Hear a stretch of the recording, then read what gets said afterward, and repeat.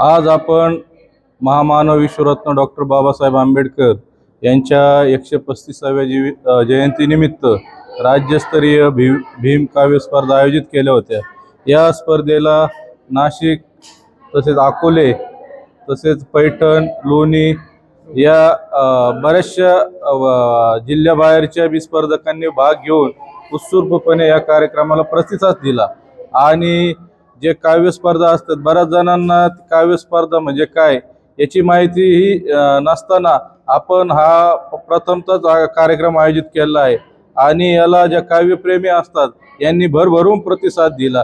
आणि आपले जे स्थानिक लहान मुलं असतील जे शालेय शिक्षण घेतात यांनी पण या ठिकाणी स्पर्धेमध्ये भाग घेऊन कार्यक्रमाची शोभा वाढवली।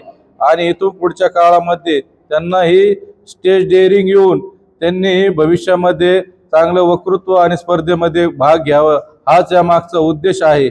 आणि आम्ही जे स्पर्धक आले आणि त्यांचं सर्वांचं मी हार्दिक स्वागत करतो। आणि जे आमचे जय भीम मित्र मंडळांनी परिश्रम घेतले त्यांचंही स्वागत करतो आणि थांबतो। जय भीम।